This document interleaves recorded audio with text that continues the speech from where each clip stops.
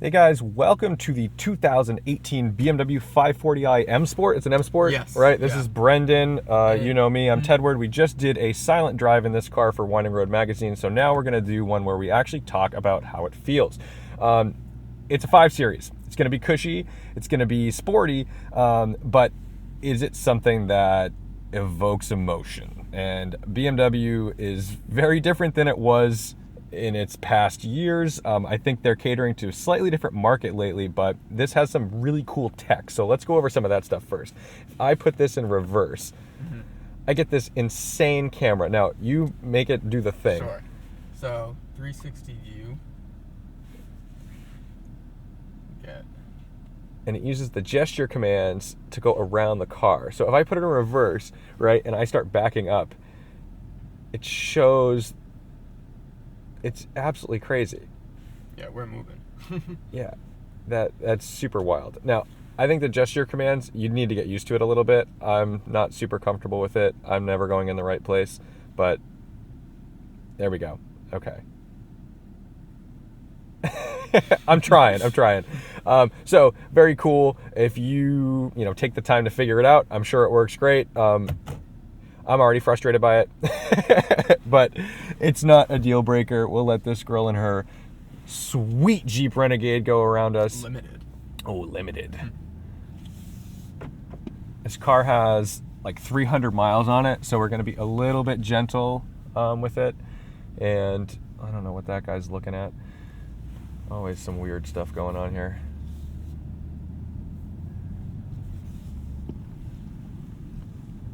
Super cushy. This heated steering wheel is warm, and it doesn't have, a lot of the older heated steering wheels have like hot spots, right? Because it's putting those resistors in certain spots. This feels like it's pretty warm all around. So I'm going to turn it off because that kind of drives me a little nuts.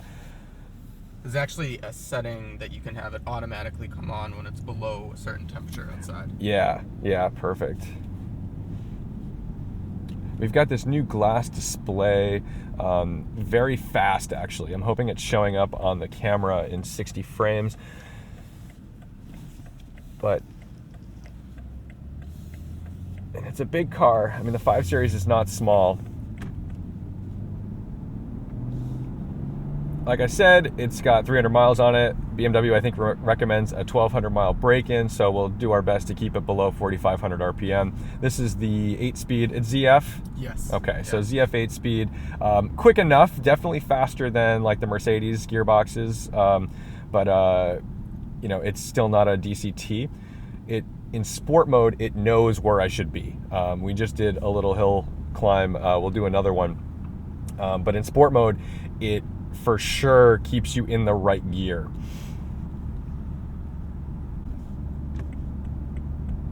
The blinkers do work.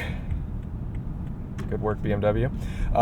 What you'll notice on the screen here is it's telling me what my speed limit is, and then it's telling me how far over I'm going. So probably not the greatest camera car for this type of thing. But let's go into sport mode, changes the dash, and then we'll knock that over. Put it in manual so I can make sure we don't go over the 4,500 RPM.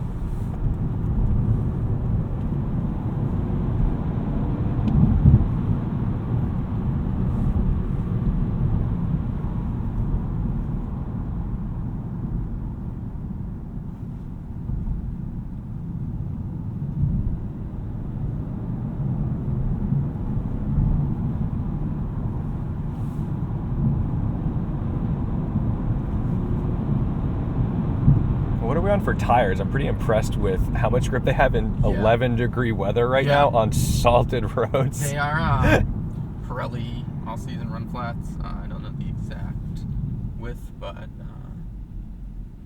They are the good tires. I'm impressed. I mean, for run flats, they're not that loud. No, and it's on 19s, so. Yeah, usually for run flats, I'm like, oh God, these things they're stiff and miserable. These, I mean, maybe on like a long highway cruise, you'd notice it a little more, but for right now, I'm not complaining. Who are you? You don't look like a cop. Regular plate.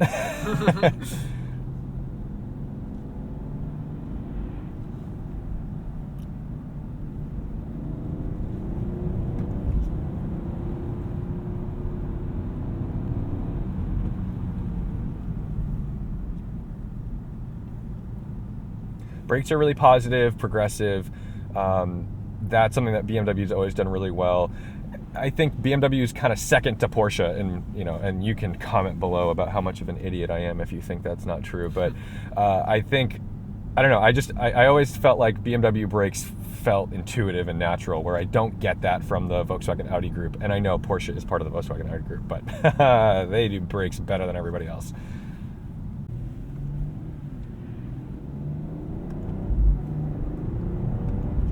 Lots of mid-range grunt.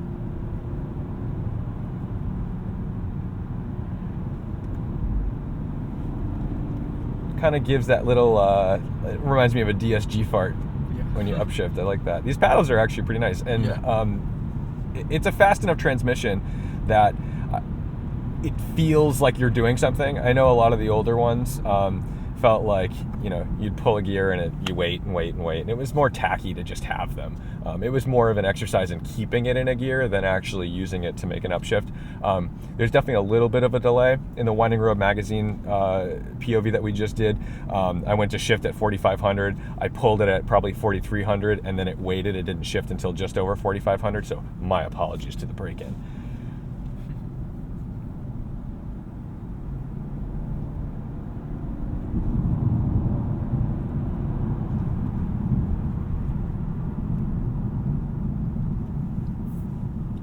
But this little twin scroll turbo is doing its job, and it's keeping me in boost pretty much the entire time. I'm not waiting for anything.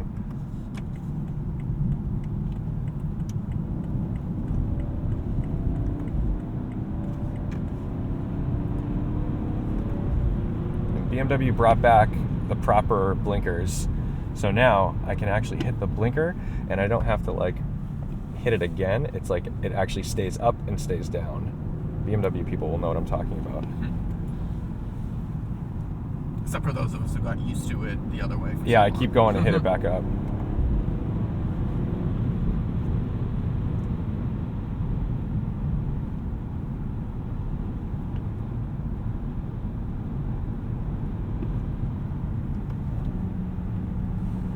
There's some hikers down here, so we'll go a little easy around these corners.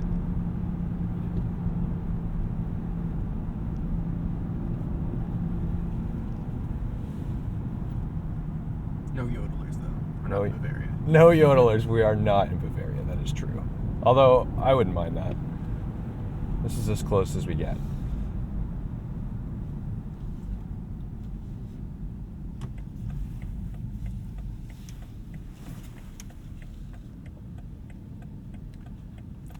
Good turning radius, but it's a big car, so, you're still trying to move a lot of mass.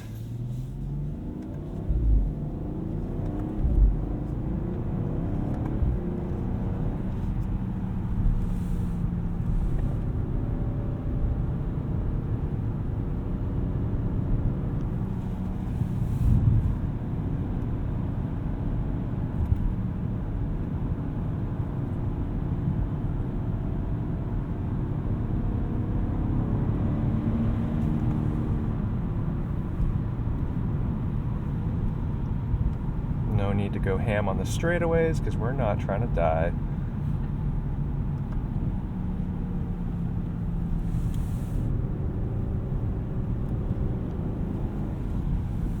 Suspension is soft and forgiving, but there's no body roll. It's flat, and I can feel the front axle giving way just a little bit. But the rear's not far behind it, so it's pretty well balanced. But it's soft. It's still supple, even though it's rigid. So that's pretty impressive. I like that. And every time people get into new M cars, new M5, or every time people get into new non-M cars, I think they compare them to the last generation, but they compare them to the last generation of M cars, which is unfair. So you get into this and everyone's going to say, oh, it's soft, oh, it's this, oh, it's that. But the reality is, you're probably comparing it to an F10 M5 or an E60 M5. For a non-M car, this is really capable and super cozy. I mean, yeah, this is a sweet little package. Comment as you wish. I know there's, especially like my M3 POV in the snow, there's a lot of back and forth going on right now. Quattro versus rear wheel drive versus Audi versus BMW, this whole thing. Everyone's like up in arms about it. And that's fine. That's kind of the fun of brand loyalty. That's kind of the fun of what these are. But, yeah, I own BMWs, but I'm usually the first to kind of condemn them for where they've been going. And I came in this car wanting to like it and wanting to hate it. I'm walking away from it feeling like this is very intuitive. I like it. I mean, maybe not for me because, I tend to like something a little more psychotic, but this is a sweet little package.